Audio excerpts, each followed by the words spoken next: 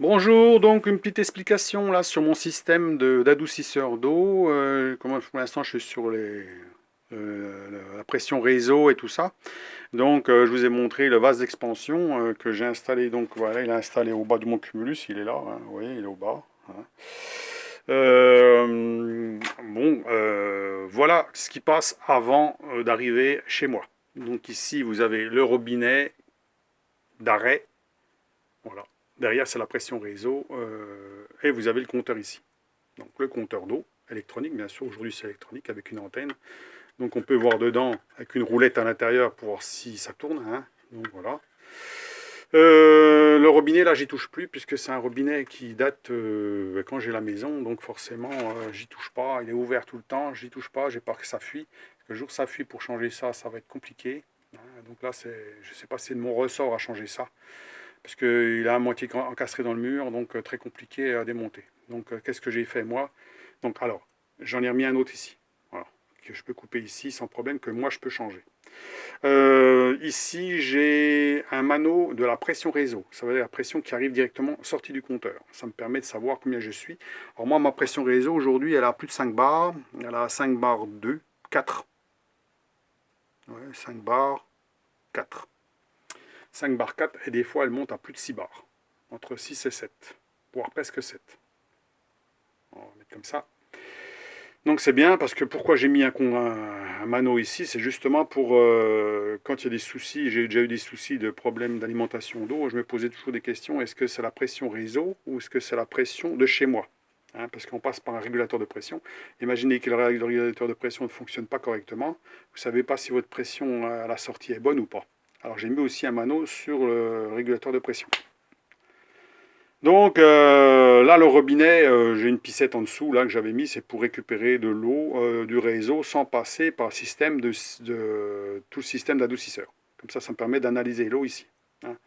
Bon, ça c'est une bricole, c'est un petit robinet, c'est un robinet qui a été fait comme ça, donc je l'ai prévu comme ça. Et là, un autre tuyau qui était prévu pour tirer de l'eau jusqu'à mon robinet avec du charbon actif pour l'eau de consommation. Parce qu'avant, ici, avant d'avoir l'adoucisseur ici, j'avais du silicophosphate qui évite le calcaire dans les canalisations, dans le cumulus, etc. etc. Donc j'avais pris avant, bien sûr, pour ne pas consommer le silicophosphate. Donc là, pour l'instant, il ne fonctionne plus, puisque automatiquement, maintenant, j'ai plus besoin, puisque je n'ai plus de silicophosphate, hein. Donc j'ai supprimé le système pour mettre autre chose. Donc ici, le régulateur de pression, vous voyez que c'est important, parce qu'on a une pression quand même assez élevée de réseau. Donc ici, je suis à 3 bar 6 avec un filtre en dessous, hein. Il est prévu qu'un filtre, donc une purge, donc pour éviter les... Alors le filtre, c'est de la maille assez grosse, c'est de la maille inox, hein, quand même, mais qui enlève que les grosses particules pour éviter d'endommager. Voilà, il est prévu comme ça. La pression, c'est moi qui l'ai réglée, hein, toujours au-dessus de 3 bars, entre 3 et 4 bars, donc je suis bon, hein, voilà, pour avoir une pression propre, hein, assez suffisante. Voilà. Donc le réglage est simple, hein, vous desserrez un peu la vis au-dessus, vous tournez jusqu'à quand on va avoir la bonne pression. D'abord c'est marqué ici en plus, on voit ici, voilà, 3, entre 3 et 4. Voilà. Donc on est bon. Voilà. Ensuite l'adoucisseur au CO2, donc qui a remplacé l'adoucisseur à échangeuse d'ion, hein, qui était HS, donc la carte électronique qui coûtait aussi cher que l'appareil, donc c'était pas la peine. C'était un truc que j'avais acheté dans un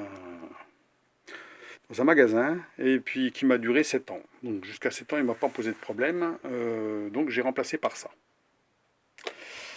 Ici, vous avez le filtre. Alors le filtre, vous allez dire c'est bizarre, il est monté à l'envers. Oui, il est monté à l'envers. Pourquoi? Parce qu'à la base, ce filtre, il était prévu que j'en mette pas dedans. C'était juste pour que le CO2 qui passe à l'intérieur ici, qui est injecté par le tuyau ici, là, il passe à l'intérieur et en fait, il se dilue pas très bien dans l'eau parce que en fait, j'ai des canalisations qui sont proches de ma salle de bain. Et donc, le CO2, quand il n'est pas assez dilué, vous avez du CO2 qui reste derrière les robinets. Et quand vous ouvrez, vous avez une espèce de purge. Ça veut dire que vous avez de l'air et de l'eau qui se coulent en même temps, enfin du CO2 puis de l'eau en même temps, ce qui fait que ça crachote le matin quand vous ouvrez les robinets. Donc, j'avais mis ce porte-filtre à l'envers et j'ai rajouté un filtre après. Voilà. Alors, le filtre, il est juste pour filtrer, hein, c'est tout, pour filtrer l'eau. pour éviter les... Alors, à 0, voilà, c'est 0,00, voilà, 5 microns hein, d'eau, comme c'est un filtre classique. Hein. Je pourrais le mettre dans l'autre sens, mais non, ça pose aucun problème. Mais à la base, c'était prévu pour récupérer l'excès de CO2. Voilà. Donc, c'est tout. Voilà. Donc, en dessous, on a la bouteille de CO2 de 10 kg et les manos de pression hein, pour le réglage. Donc, le CO2, c'est 50 kg. 50 bars, je veux dire, et la pression est réglée à 3 bars. Donc 3 bars pour 3 bars 6. Donc ici, dès qu'on tire de l'eau, on a une chute de pression ici, ce qui permet au CO2 de rentrer dans l'eau par impulsion. Voilà. Donc, comme je vous ai dit, c'est intéressant d'avoir ce régulateur de pression si vous n'en avez pas, parce que si vous avez une pression comme ça importante qui fluctue, hein, ben, vous pouvez avoir des gros problèmes un jour ou l'autre sur votre circuit d'eau, puisque ça fait beaucoup de pression quand même. Hein. Certains ont 3 bars, c'est bien, hein, mais quand on a entre 6 et jusqu'à 7 bars, ça peut arriver. Vous pouvez avoir des pertes d'eau au niveau de la vanne en dessous le cumulus, ici, en dessous le cumulus qui va fuir, puisque automatiquement il y a trop de pression. Hein, ou à la limite, ben, dès qu'il va commencer à chauffer un peu, tout ça va couler plein pot, hein, parce qu'automatiquement on est déjà à une pression déjà élevée. Donc d'où le fait d'avoir aussi un vase d'expansion sanitaire qui permet de récupérer le maximum d'eau perdue. Mais il faut quand même un régulateur de pression. Donc voilà pour l'explication hein, du système comme j'ai fait. Hein, et puis il fonctionne très bien pour le moment.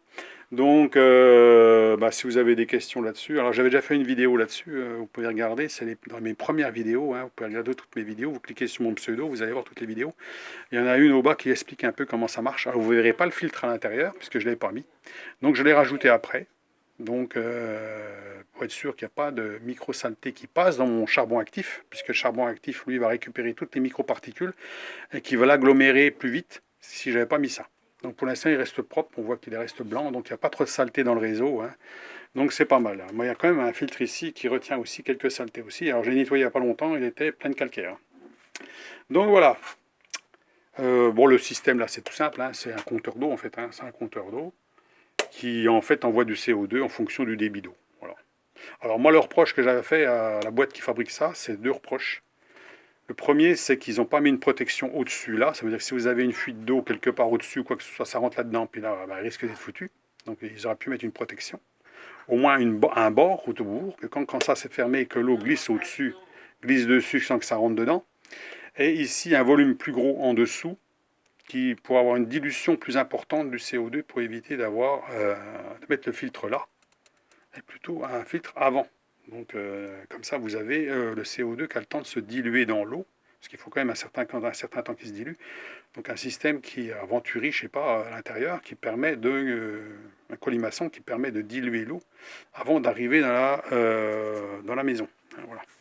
C'est ça ce que j'avais reproché. Hein. Sinon, bon, le réglage est simple, il n'y a rien de compliqué. Donc voilà pour le système.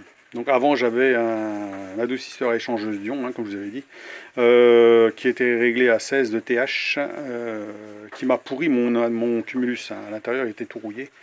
J'avais démonté, j'ai vu, il n'y a pas un poil de calcaire dedans, par contre il était pourri. Et pourtant je suis à 16, hein. Il donne 16. À cause des canalisations et tout, il faudrait plutôt mettre peut-être 18 ou 20, hein, pour être sûr que ça ne pourrisse pas. En cas où, si vous installez vous-même un adoucisseur au sel. Donc voilà, je vous laisse là-dessus, puis vous avez des commentaires, n'hésitez pas. Et puis ma foi, voilà. Allez, à la prochaine, au revoir.